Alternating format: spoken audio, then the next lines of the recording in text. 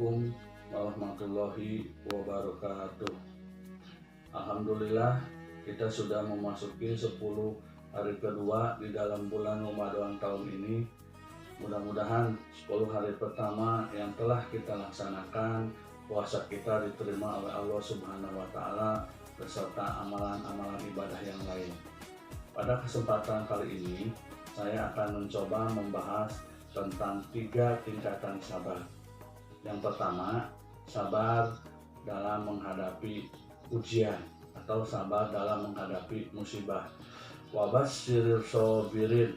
Allah itu kata Allah di dalam surat Al-Baqarah, sampaikan berita gembira kepada orang yang sabar terhadap ujian. Nah, bagaimana sabar terhadap ujian itu? Kalau kita mendapatkan suatu ujian atau musibah, kita tinggal bilang innalillahi wa inna ilaihi rajiun, dan itu dikatakan dengan hati yang yakin ini semua kehendak Allah dan pasti ada kebaikan di dalam setiap kehendak Allah. Dan barang siapa yang mengatakan innalillahi wa inna ilaihi rajiun, berarti kita telah melibatkan Allah dalam musibah yang kita hadapi.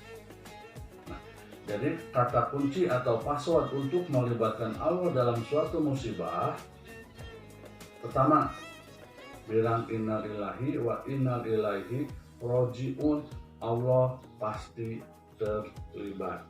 Jadi kalau kita ingin libatin Allah dalam suatu musibah, pertama pakai passwordnya dulu, yaitu innalillahi wa inna ilaihi rajiun. Allah pasti tawarkan banyak jalan keluar dalam musibah kita.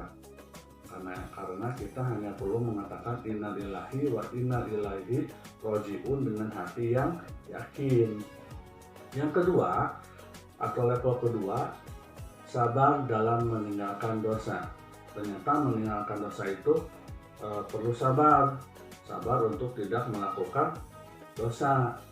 Misalkan, yang dosa yang hampir setiap hari kita lakukan, karena sudah terbiasa kita lakukan, itu sudah hal yang sesuatu yang terbiasa, itu memerlukan sabar yang tingkat tinggi, karena sudah terbiasanya itu untuk meninggalkannya itu susah. Misalkan yang lagi musim Instagram, kita pingin kepoin Instagram orang lain, kalau enggak kepoin Instagram mantan. Nah, dengan kepoin Instagram mantan, berarti kita tidak bisa menjaga pandangan mata, karena pandangan mata kepada sesuatu hal yang negatif itu merupakan suatu atau bisa dikatakan sebagai dosa. Apalagi sabar untuk meninggalkan jalan sama seseorang yang kita sukai yang belum halal, itu pun merupakan sesuatu yang dosa, memerlukan sabar yang tinggi. Jadi sabar yang kedua ini, sabar meninggalkan dosa itu derajatnya lebih tinggi daripada sabar terhadap musibah. Yang ketiga, sabar dalam beribadah. Jadi kalau level pertama sabar dalam menghadapi ujian, yang kedua sabar dalam meninggalkan dosa, yang ketiga sabar dalam ibadah. Sholat sabar, puasa sabar, sedekah sabar, dan segala macam ibadah sabar. Sabar ini yang paling tinggi, tetapi 3 tingkatan sabar ini bukan pilihan. Kalau misalkan kita mah ingin sabar yang level 3 saja, sabar dalam ibadah. Kalau yang level pertama sabar dalam menghadapi ujian atau musibah, saya masih suka ngeluh. Kalau yang kedua sabar meninggalkan dosa, saya belum sanggup meninggalkan dosa karena itu udah terbiasa saya lakukan. Sabar bukan pilihan. Kalau kamu tidak melaksanakan 3 sabar itu, berarti kamu belum dikatakan orang yang sobirin. Jadi bisa dikatakan orang yang sobirin kalau dia benar-benar sabar dengan 3 tingkatan.